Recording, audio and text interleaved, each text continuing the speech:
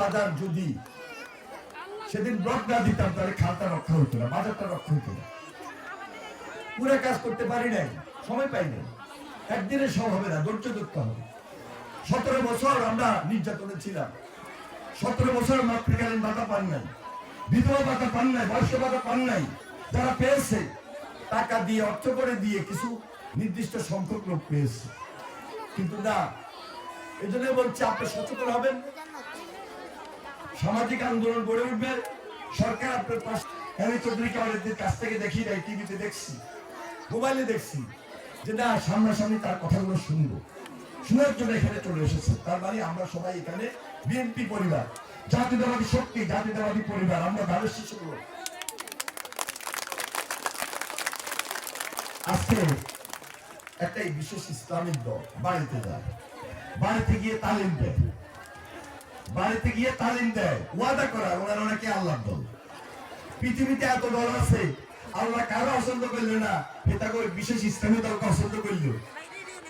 এটা কি বলা উচিত? আল্লাহর কোন বিশেষ দল আসেনি, আল্লাহর কোন রাজনৈতিক দল আসেনি। তাহলে তো আল্লাহ এই দেশের প্রেসিডেন্ট, আল্লাহ তো সারা বিশ্বের প্রেসিডেন্ট।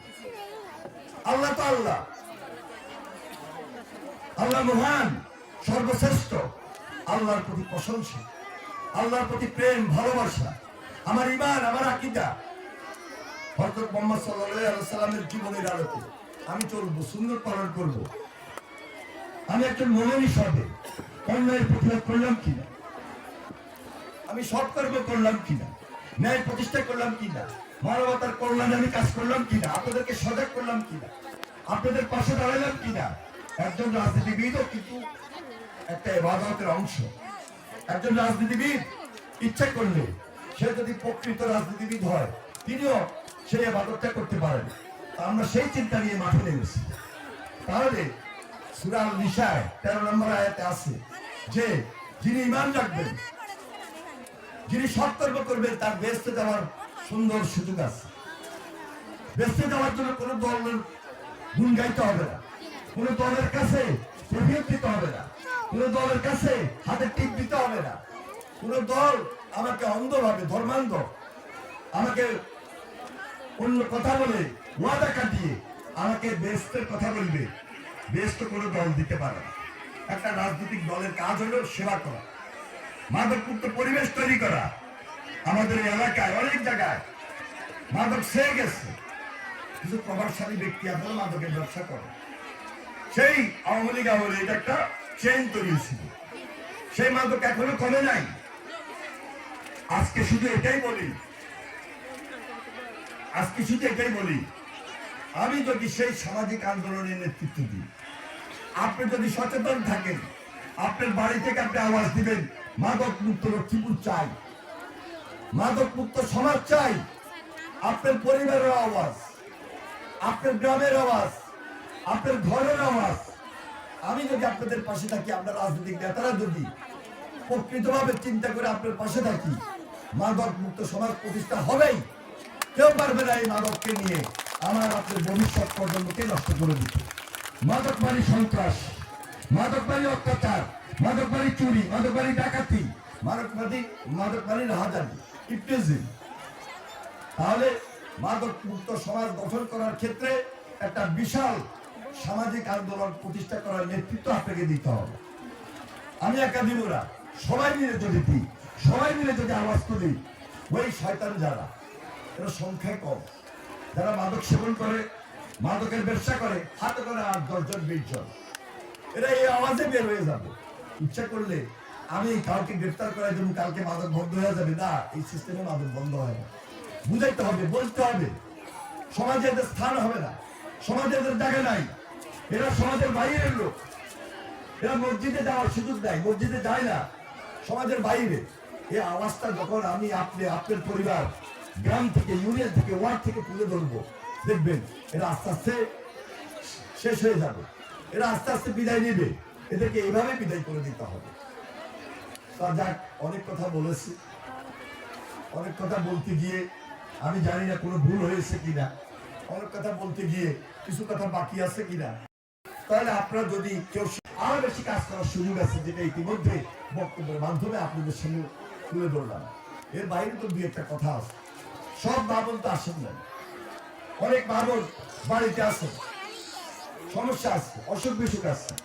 আপনার পাশের ঘর, আপনার বাড়ি, পাশের বাড়ি, একটু আমার সালামটা বসাবেন, আমার জন্য দোয়া করতে বলবেন। কারণ সুস্থ থাকলেই তো আপনাদের পাশে থাকতে পারবো, কাজ করতে পারবো। আপনার খালেদা জিয়া সালাম নেবেন, তারেক রহমানের সালাম নেবেন, ধানের শীষের সালাম নেবেন, আমার সালামটা পৌঁছে দিবেন, সালামটা গ্রহণ করবেন। ইনশাল্লাহ আমি বিদায় নিতে পারি। আপনাদের সবাইকে সংগ্রামী সালাম, বিপ্লবী অভিনন্দন জানিয়ে আমি আমার বক্তব্য শেষ করলাম। খোদা হাফেজ। বাংলাদেশ জিন্দাবাদ। খালেদা জিয়া, খালেদা জিয়া, তারেক জিয়া, তারেক জিয়া, ধানের শীষ, ধানের শীষ, এনি চৌধুরী, এনি চৌধুরী। ধন্যবাদ সবাইকে। আসসালামু আলাইকুম ওয়া রাহমাতুল্লাহ। এটা সৌদি আরবে, সেখানে তাদের সেই মুসলিম আইনে সেটা আছে। সুতরাং এটা একটা পারিবারিক আইন। বাংলাদেশে পারিবারিক সমস্যা পারিবারিকভাবে নিষ্পত্তি করতে হবে। আমরা সমাজের দায়িত্বশীল ব্যক্তিরা কিভাবে যৌতুকের কারণে আমাদের মা বোনরা ক্ষতিগ্রস্ত হয়, আমাদের মা বোনরা নির্যাতিত হয়, সেই দিকে একটা বড় আইন আছে, সেই দিকে আমরা বিশেষ নজর রাখবো।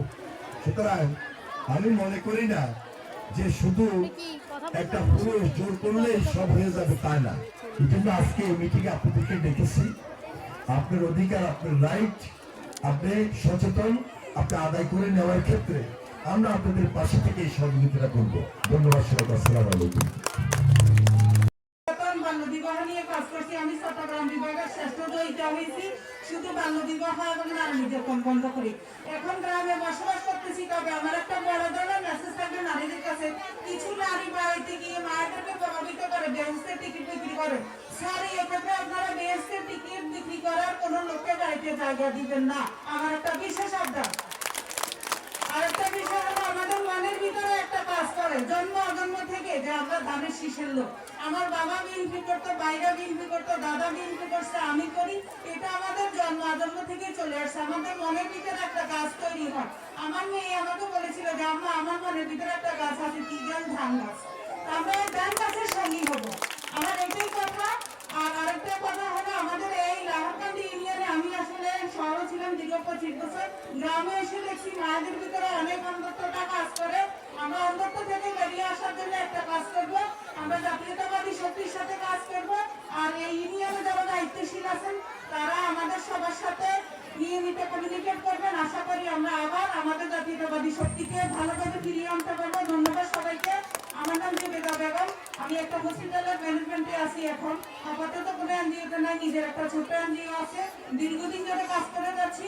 তো নারীর ক্ষমতায়ন, নারী নির্যাতন, বাল্য বিবাহ প্রতিরোধ বিষয়ে যদি কোনো বিষয় থাকে, আমি এসব নিয়ে কাজ করি। এবং আমাদের যে শুনি আছে, অসংখ্য ধন্যবাদ। দীর্ঘদিন ধরে এই বিষয়ে আমাদের এই ধরনের উদ্যোগটা প্রয়োজন। আরো অনেক যারা এই ধরনের উদ্যোগী হয়ে কাজ করতে চান, আমরা তাদেরকে আমাদের সঙ্গে রাখবো। কারণ আমাদের বাংলাদেশে আগেই বলেছি, অর্ধেক পুরুষ অর্ধেক নারী। সুতরাং নারীদের মর্যাদা, নারীদের ইজ্জত রক্ষার্থে পাশে থাকা, সচেতন করা, এটা আমাদের দায়িত্ব। কত কষ্ট নিয়ে বেঁচে আছে জানি না, দিন শেষে কি করে? 1 কেজি চাল কিনতে পারলে ভাত খায়, না হলে পায় না।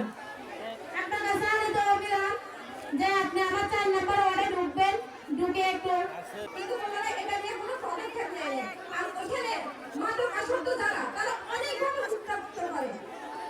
ওনাদেরকে আমি এটা নিয়ে অনেকবার ইয়ে করছি, কিন্তু না হওয়ার কারণে, নির্বাচিত প্রতিনিধি না থাকার কারণে আজকে এই সমস্যা আমরা সবাই জর্জরিত। ঢাকা থেকে লক্ষ্মীপুর আসি, গ্রামে যাই, আমাকে এই যে আপনাদের এখানে টাইম দিয়ে অনেক সময় আসতে পারি না, টাইমে যাইতে পারি না, অনেকের মাতৃকালীন ডেলিভারি সমস্যা, নানা রকম সমস্যা আমরা হইতেছি। এর জন্য একটা ভালো নির্বাচিত সরকার প্রয়োজন, যিনি গ্রামের জন্য, এলাকার জন্য কাজ করবে। যে কথাগুলো এতক্ষণ পর্যন্ত বলছি, ইনশাল্লাহ তার আগে রাস্তাটা আমার মনে আসছে, আমরা ইতিমধ্যে সেটা অন্তর্ভুক্ত করেছি। আমাদের সুযোগ আসা মাত্রই আমরা সেগুলো তাহার দিব। ধন্যবাদ। আসসালামু আলাইকুম। দেখেন রাস্তাটা, অনেক মানুষের ঘরগুলো সব ভাঙে গেছে, কেউ বাড়িতে আছে, কেউ বাড়িতে নেই।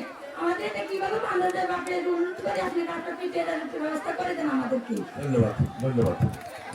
আমি চলে যাইতেছি তোমার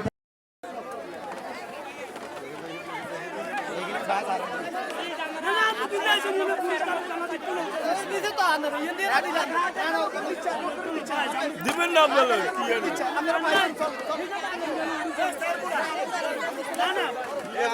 আরে ভাই আমি এখন পুরুষ সাথে দেখতেছি আরে যান মহিলা দিত না তো স্যার বলা স্যার বলা ভাই আমরা মহিলা করে বাচ্চা করে দিত না আরে যান না দিবেন না তো বাবা বাচ্চা করে দিবেন না তো